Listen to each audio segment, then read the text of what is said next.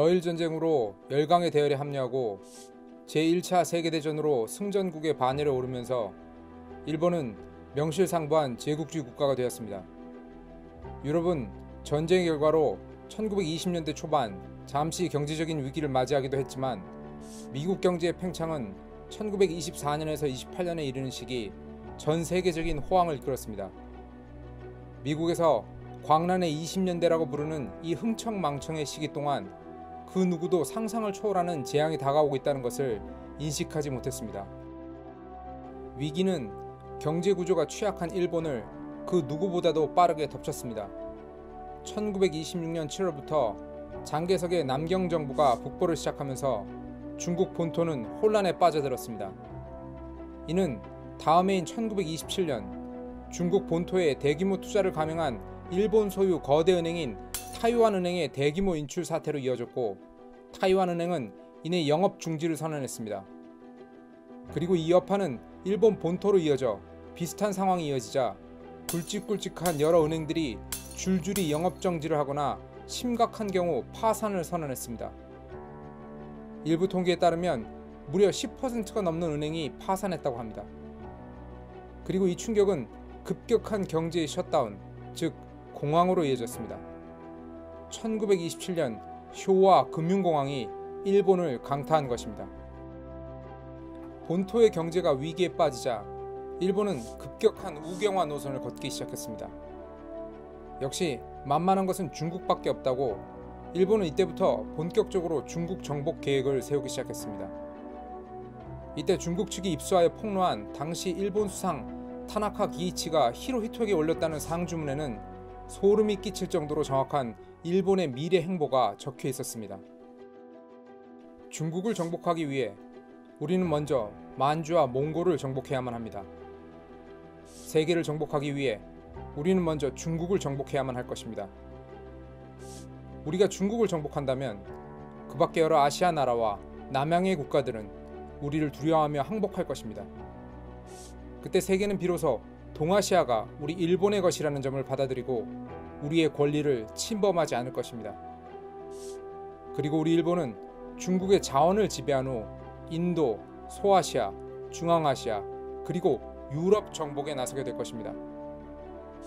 야마토 민족이 아시아 대륙에 당당히 자리하고자 한다면 만주와 몽골을 지배하는 것이 그 첫걸음이 될 것입니다.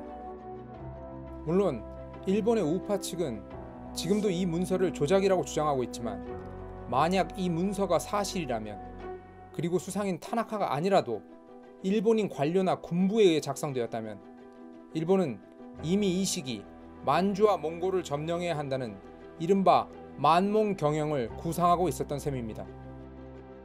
일본의 이런 대륙 침략 의도는 당시 중국을 통일하기 위해 북벌을 진행하며 고군분투하고 있던 장개석과 국민당의 행로와 정면 충돌할 수밖에 없었습니다. 만약 중국의 강력한 통일정부가 들어선다면 일본의 대륙 진출은 당연히 힘들어질 수밖에 없었기 때문입니다.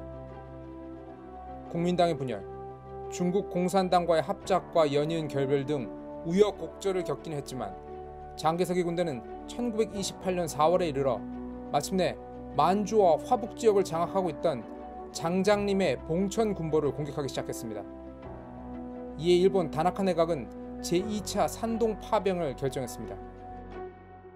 일본은 이미 1년 전인 1927년에 장개석의 북벌을 견제하기 위해 1차로 산동성에 군을 파견한 전례가 있었기 때문에 1928년의 2차 파병은 예견된 일이었습니다.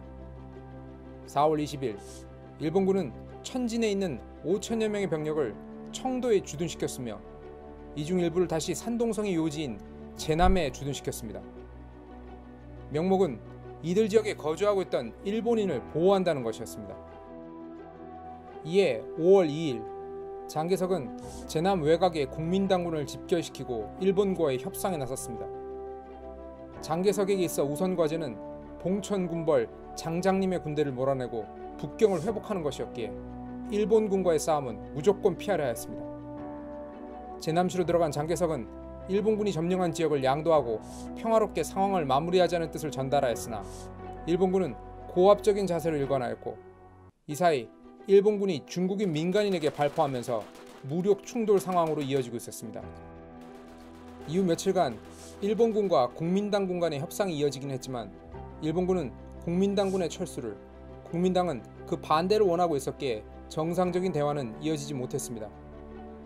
이 와중에도 일본군의 발표로 비교적 소수이긴 하지만 중국인 민간인과 국민당군이 총상을 입거나 사망하였습니다. 하지만 장개석은 일본과의 전면전을 피하기 위해 무조건 충돌 금지를 명령했습니다. 여기에 더해 일본군은 자신들이 봉천 군벌과 맺은 밀약이 장개석에게 유출될 것을 우려해 외교 문서가 보관되어 있는 산동 교섭소를 침입해 외교관 15명을 살해하였습니다. 이 사건을 계기로 약 이틀간 제남에서 시가전이 벌어져 수십 명의 일본군과 100여 명의 국민당군이 사망하였고 양측은 계속 서로를 비난했습니다.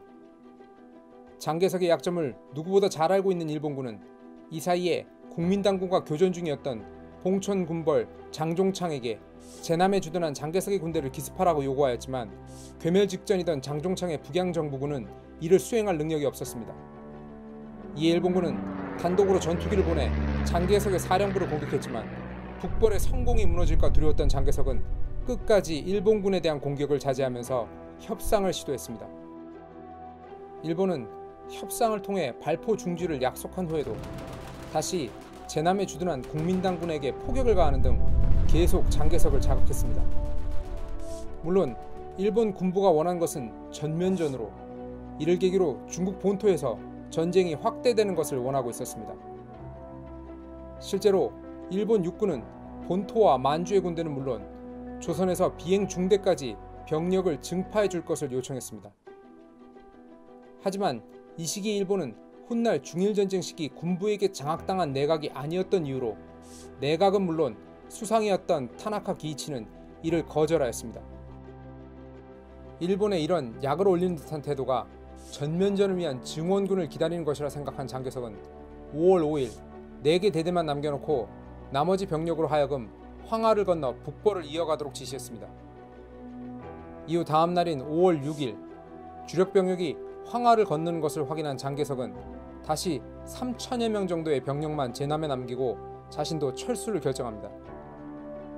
남은 병력은 일종의 미끼로 일본군과의 협상에 성공한다면 좋겠지만 만약 실패한다면 전멸을 각오하고 시간을 벌기 위한 배수진을 칠 터였습니다.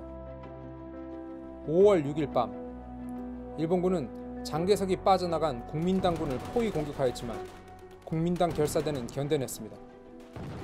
5월 7일 일본군은 사태에 대한 모든 책임이 국민당군에게 있다는 것을 인정할 것이며 일본에 대한 일체의 적대 행위를 중지할 것과 대치 중인 국민당군의 무장 해제와 병영 개방을 요구했습니다. 너무도 당연하게 국민당군이 수용할 수 없는 조건들이었습니다. 장개석은 분노했지만 그가 할 수 있는 것은 아무것도 없었습니다. 한편 일본 정부는 군부의 요청을 일부 받아들여 1개 사단 병력을 제남에 증파하였습니다. 이 병력이 도착하자 일본군은 5월 8일부터 국민당군에 대한 총공격을 감행하였습니다. 국민당군은 오직 수백의 군사만이 부상을 입은 채 제남을 빠져나갈 수 있었으며 제남의 중국인 민간인들은 무차별 학살의 희생양이 되었습니다. 최소 2천에서 3천여 명의 민간인이 희생되었다고 하는데 정확한 수는 아무도 알 수가 없었습니다.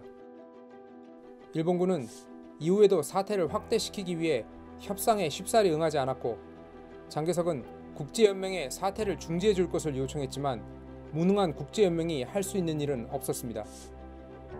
그나마 6월 8일 국민당 북벌군이 북경에 입성하고 장개석의 남경정부가 중국 전체를 대표하는 정부로 위상이 올라가자 미국이 장개석을 두둔하는 방향으로 입장을 급선회하였고 일본 정부도 이런 미국의 제스처를 무시할 수는 없었습니다.